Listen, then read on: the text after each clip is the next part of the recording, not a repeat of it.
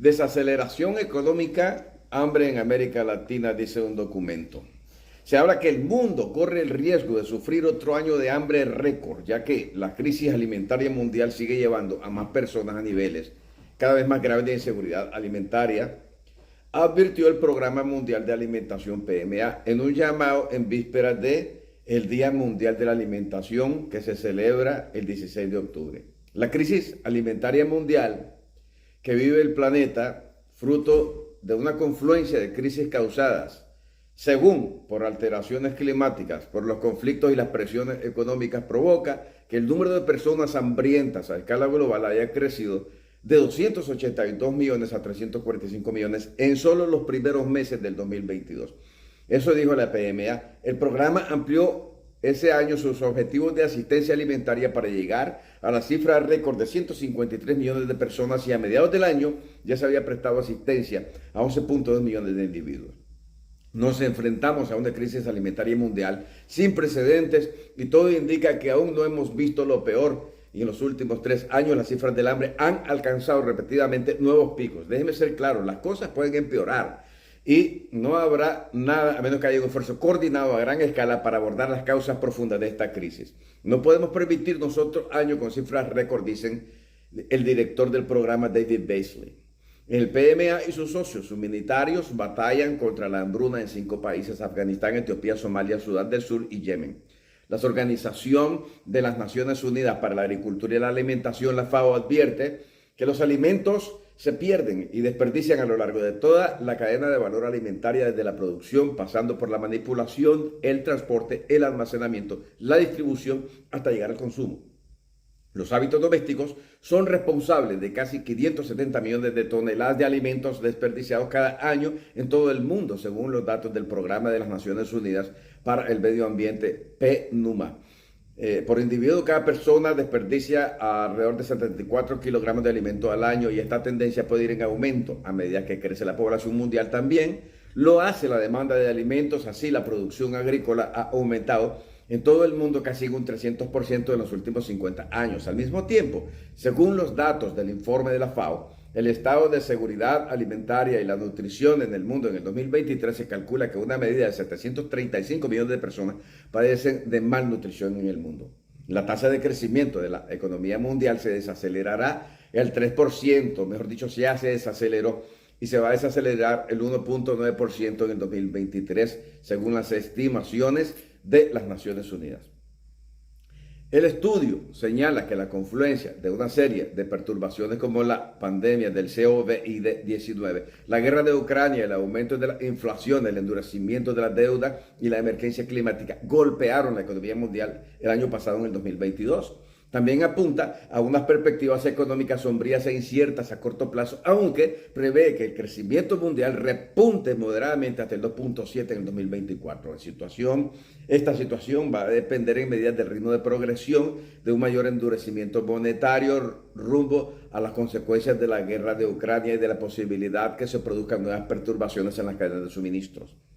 Las flojas perspectivas económicas mundiales también amenazan la consecución de los 17 Objetivos del Desarrollo Sostenible, que nosotros ya sabemos, la Agenda 2030, cuando en septiembre se marca en el Ecuador la aplicación de la Agenda 2030 en esa organización. Asimismo, se prevé un crecimiento económico en América Latina y el Caribe que pasará de un posible incremento del 3.8 para el 2022 a 1.4 en el 2023, según los mercados de trabajo. Enfrentará una situación difícil y es poco probable que se produzcan reducciones de la pobreza a corto plazo en toda la región. Las economías más grandes como Argentina, Brasil, México crecerán a un ritmo muy lento debido al endurecimiento de las condiciones de la financiación, de la reducción de las exportaciones y las vulnerabilidades internas. Mire, la Biblia dice, cuando se abrió el tercer sello, al oír el tercer ser viviente que decía, ven y mira, mire, y he aquí un caballo negro, y el que estaba sentado sobre él tenía una balanza en su mano. Y oí una voz en medio de los 4 seres vivientes que decía, una medida de trigo por un denario y 3 medidas de cebada por un denario. Y no hagas daño al vino ni al aceite. Revelación capítulo 6, versículos 5 y 6. La pregunta que me planteo es, ¿los eventos apocalípticos que leemos y que suceden en el tiempo final son producidos por causas divinas o fuera de la influencia humana? ¿O son producidos por seres humanos como parte de un diseño establecido para conseguir sus metas? porque hemos aprendido de nuestros pastores que Apocalipsis es producido de sucesos puramente divinos. Sin embargo, al estudiar las condiciones sociales y políticas que se desarrollan en nuestros días, llego a una conclusión diferente, que esas situaciones apocalípticas que suceden a causa de la intervención humana y no por causa de la intervención divina. O sea, creer que Apocalipsis sucede por causa de la intervención divina en un 100% es pensar que Dios está de acuerdo con la destrucción de los bosques, con la destrucción de la fauna y la flora, con la destrucción total de la raza humana, con la muerte de miles de millones de habitantes. Apocalipsis 12:12 dice, por lo cual alegraos cielos y a los que moráis en ellos. Ay de los moradores de la tierra y del mar, porque el diablo ha descendido a vosotros teniendo gran ira, sabiendo que le queda poco tiempo. Lo que deja ver este versículo es que los acontecimientos apocalípticos sucedidos antes del día de la ira de Dios son producidos por la ira de Satanás. Y la ira de Satanás se manifiesta por medio de la mano del hombre, tomando en cuenta que las posiciones encumbradas de control en los gobiernos alrededor del mundo están tomadas por las élites luciferinas. No podemos confundir y creer que el desarrollo de estos eventos apocalípticos como tal, como la contaminación ambiental, el despliegue indiscriminado de los recursos botánicos del planeta, la alteración del ecosistema con tecnología avanzada de control climático y el desarrollo de armas de destrucción masiva son productos de las manos de Dios. El día de hoy, por ejemplo, España registra un exceso de muertes no justificadas desde el inicio del año. El número de fallecidos triplica al del año pasado y hay ahora un mismo exceso de 33.000 muertes y no existe consenso científico sobre las causas concretas. Al día de hoy todo es una incógnita sin resolver, pero se ha descubierto que las muertes son de enfermedades cardíacas y que es de una forma exponencial. Se aduce al famoso bicho del 2019 que es el causante del incremento, pero nunca se apunta a lo que lanzaron como solución contra el bicho. La mayor parte de la población mundial permanece ajena a estos sucesos. Aún las iglesias cristianas no hay cambio en sus estilos de vida, no hay arrepentimiento, cambio de obras. Están acostumbrados a sus estilos religiosos de domingos y de manera que ellos se sienten justificados ante los ojos de Dios por la cuota de asistencia que pagan semanalmente o quincenalmente. El demonio religioso que vive dentro de ellos les da una dosis de religión para apagar el sentimiento de culpabilidad religiosa para dar seguimiento a la vida muerta que viven. Apocalipsis menciona que mientras se desarrollan los sucesos en los días finales, literalmente dice, y los otros hombres que no fueron muertos con estas plagas, ni aún así se arrepintieron de las obras de sus manos para que no adoraran a los demonios, ni a las imágenes de oro y plata, bronce y piedra y madera, habla de religiosidad, los cuales no pueden ver, ni oír, ni andar, y no se arrepintieron de sus homicidios, de sus hechicerías, ni de su fornicación, ni de sus hurtos, Apocalipsis 9, 19 y 20. De la misma forma que no se aprecia el arrepentimiento de los cristianos de esta generación, aun cuando hemos vivido momentos de angustia y terror en tiempo de encierro y bombardeo psicológico por los medios de comunicación masivos, cuando por 2 años no pudimos ver más noticias que la única que se presentó en todos los canales de televisión, y ustedes ya saben cuál es. Y hoy que vivimos la inflación desmedida y la continuación del bombardeo acerca de nuevas plagas, no se ve ni se siente que la cristiandad está arrepentida mostrando cambios positivos en sus frutos, o sea, en sus obras. Al contrario, muestran signos de endurecimiento de su alma cuando se les ve correr detrás del materialismo mundanal. Son tan disciplinados en su asistencia, sus trabajos. Son los más responsables en el planeta, en sus centros de trabajo, y son los más responsables en las escuelas, los más irresponsables en las escuelas de aprendizaje espiritual. Comprendemos que en los lugares de trabajo ellos reciben un pago en dinero, y que en las congregaciones no se les ofrece ningún salario o pago en dinero para que asistan, sino que el pago en las congregaciones es la oferta de Dios a través del mensaje que provee la vida eterna. Y claro, el dinero físico se ve, pero las promesas de vida eterna no se ven. Y deducen que es mejor pájaro en mano que 100 volando. Mientras tanto, otros grupos cristianos persisten en mantenerse dentro del terreno doctrinal heredado de la Iglesia Católica Romana, y desde ese terreno se atrincheran para acusar de hereje a cualquier persona que se atreva a condenar las doctrinas católicas de la Iglesia evangélica actual. Y pregunto, ¿quién establece qué es la doctrina correcta que predicó el Mesías para establecer lo que es herejía? Cuando dicen herejía, ¿a partir de cuál terreno doctrinal consideran lo que es herejía?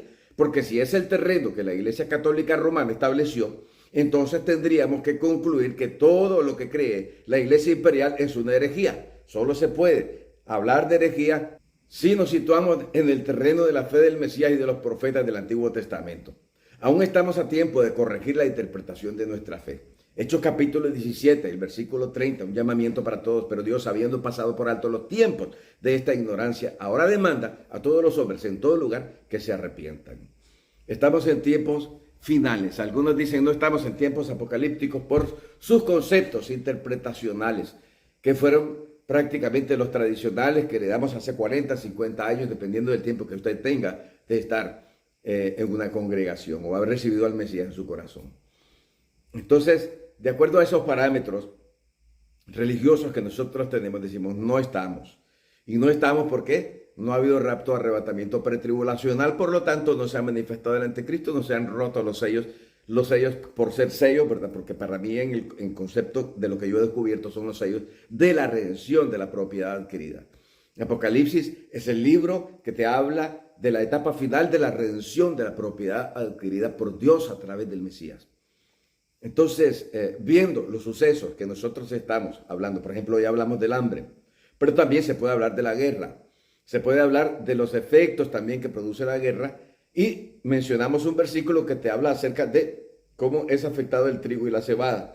Y cuando empieza una guerra, ya en tiempo apocalíptico, que afectará el trigo y la cebada, me pongo a pensar en el actual conflicto que nosotros estamos viviendo ahora mismo, que es la confrontación por la seguridad de las naciones. Se está librando un conflicto entre la nación que empieza con UC, RANIA, contra la nación de RUSIA.